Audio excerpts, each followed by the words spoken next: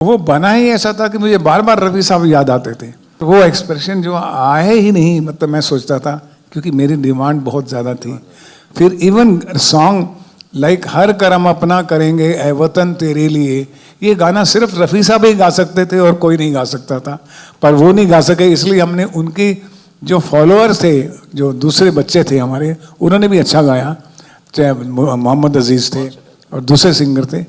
लेकिन एक ही बात मैं बात कान में जाके बोलता था, रफ़ी साहब, रफ़ी साहब, और वो समझ जाते थे। आप सोचिए कि मैं कितना बड़ा भगत रहा हूँगा रफ़ी साहब का।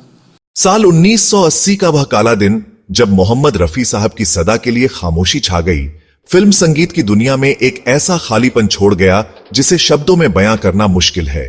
उनकी आवाज सिर्फ एक स्वर नहीं थी, वह एक जादू थी जो हर दिल को छू लेती थी। I've been his greatest fan. I can call his devotee ever since I was a kid. I remember I used to go to his recordings, hear him, and I used to go and touch his feet. उस दौर में रफी साहब की गायकी फिल्मों की सफलता की गारंटी हुआ करती थी।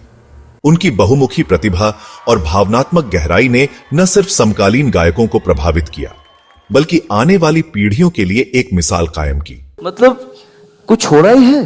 देशभक्ति इन्होंने गा रखे हैं, भजन इन्होंने गा रखे हैं, कव्वाली इन्होंने गा रखी है, सैड सॉन्ग इन्होंने गा रखे हैं, रोमांटिक सॉन्ग्स ये गा चुके हैं, ऊंची आवाज ये गा चुके हैं, गजल ये गा चुके हैं, भजन ये गा चुके हैं, पेट्रियोटिक सॉन्ग्स ये गा चुके हैं। छोड़ा क्या है, लोफर सॉन्ग्स गा चुके हैं, मस्त बहारों का। लेकिन जब वह अनमोल आवाज अचानक हमेशा के लिए थम गई, तो संगीत की दुनिया में एक सन्नाटा पसर गया। उनके जाने के बाद उनकी शैली को जीवित रखने की कोशिश में कई गायकों ने अपनी आवाज को तराशा। मैं मोहम्मद रफी बाबा को मानता हूँ। मेरा जब करियर शुरू हुआ था मुंबई में 1991 में, जब मैं आया था यहाँ पे, तो मैं पहले से ही हमारे माता और पिता ने हमको रफ़ी साहब से ऐसा मिलवाया था जैसे कोई फरिश्ता है। अनवर, शब्बीर कुमार, मोहम्मद अजीज, सोनू निगम, बाला सुब्रमण्यम, उदित नारायण, देबाशीष दासगुप्ता, विपिन सचदेवा, गुरुचरण, सुखविंदर सिंह, मंगल सिंह और मोहम्मद सलामत जैसे गायकों ने रफी साहब की झलक अपनी गायकी में पेश की। इनमें से हर एक ने अपनी अनूठी शैली के साथ फिल्म संगीत में जगह बनाई, लेकिन इनके रोम रोम में रफी साहब का कर्ज बसता रहा। ये गायक मानते थे कि जो कुछ भी वे हासिल कर पाए वह रफी साहब की प्रेरणा और आशीर्वाद से ही संभव हुआ। एक ऐसी मिसाल है शब्बीर कुमार की, जिन्होंने रफी साहब के जाने के बाद उनकी विरासत को संभालने की कोशिश की। जिम्मेदारी सौंपी गई लक्ष्मीकांत प्यारेलाल जी, महान म्यूजिक डायरेक्टर जो मेरे सामने बैठे हैं, इनका ताउम्र में एहसानमंद रहूंगा। तो मुझे मनमोहन देसाई साहब ने अलग से ले जाकर कहा, देखो भाई शब्बीर, ये जो जिम्मेदारी कुली फिल्म के सारे गाने की मैं आपको दे रहा हूँ, कुली के सारे गाने मोहम्मद रफी साहब गाने वाले थे। आपको मैं गवा रहा हूं तो आप समझ। तो मैंने उनसे ये कहा कि साहब देखिए, अव्वल तो ये है कि अगर आप ये सोचकर मुझे सुनेंगे या मुझसे गवाएंगे कि मैं रफी साहब से रिजल्ट दूंगा, तो आपको पूरी तरह से मायूसी हासिल होगी।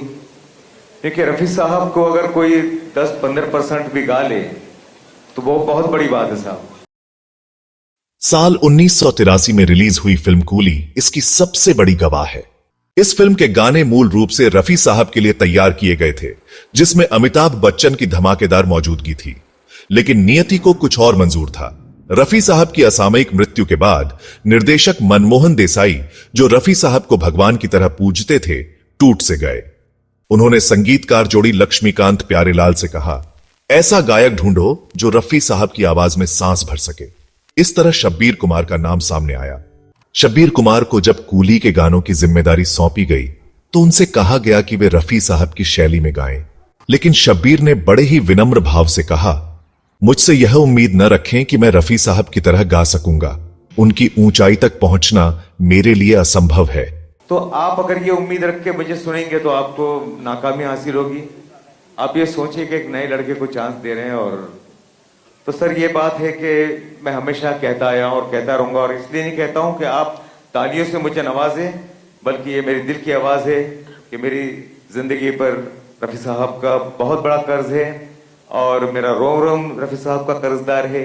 मेरी रोजी रोटी, मेरी इज्जत, शोहरत, दौलत, जो कुछ भी है, उनका जरिया रफी साहब बने हैं।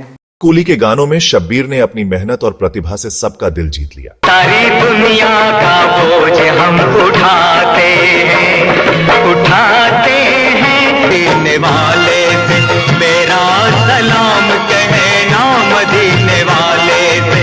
यह फिल्म न सिर्फ हिट रही बल्कि शब्बीर की पहचान को भी नई ऊंचाइयों तक पहुंचाया। कोई लुटेरा टिकट तेरा मेरा, कोई लुटेरा टिकट तेरा, दोनों जवानी की मस्ती में चूर, मुझे पीने का शौक नहीं, पीता हूँ। रफी साहब की मृत्यु के बाद संगीत जगत में बदलाव साफ दिखाई दिया। कई गायकों ने उनकी शैली को अपनाने की कोशिश की, लेकिन उनकी तरह की कल्पनाशीलता और भावनात्मक गहराई को दोहराना किसी के बस की बात नहीं थी। महेंद्र कपूर से लेकर मोहम्मद अजीज, अनवर और सोनू निगम तक सैकड़ों गायकों ने उनके पद चिन्हों पर चलकर अपने सपनों को रोशन किया। लेकिन फिर भी सुनने वालों को बाद के दौर के इन गायकों में रफी साहब की वह जादुई छुअन तो गायब ही रहती थी। हालांकि इन सभी ने अपनी मेहनत से फिल्म संगीत को समृद्ध किया और रफी साहब की विरासत को जीवित रखा। आज भी रफी साहब का प्रभाव हर ओर देखा जा सकता है। सारे गामा और इंडियन आइडल जैसे मंचों पर युवा गायक उनकी शैली को अपनाते हैं। देश के हर कोने में ऑर्केस्ट्रा और लाइव शो में उनकी आवाज की गूंज सुनाई देती है। हर गायन प्रतियोगिता में कोई ना कोई रफी साहब का क्लोन जरूर मिल जाता है जो उनकी गायकी को दोहराने की कोशिश करता है। उनकी तकनीक, उनका अंदाज और वह भावना जो हर नोट में समाई होती थी, ये सब आज के गायकों के लिए एक बेंचमार्क बना हुआ है। रफी साहब की विरासत भारतीय संगीत में अमर है। उनकी आवाज ने न जाने कितने दिलों को जोड़ा, कितने आंसुओं को थामा और कितने सपनों को उड़ान दी।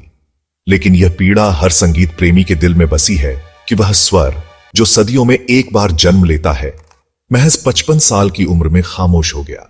आज जब हम उनके गीत सुनते हैं तो लगता है कि रफी साहब आज भी हमारे बीच हैं, अपनी आवाज के जरिए हमें पुकारते हुए। तो दोस्तों, मोहम्मद रफी साहब की यह अनमोल विरासत हमें याद दिलाती है कि कुछ आवाजें कभी मरती नहीं, वे हमेशा हमारे दिलों में गूंजती रहती हैं।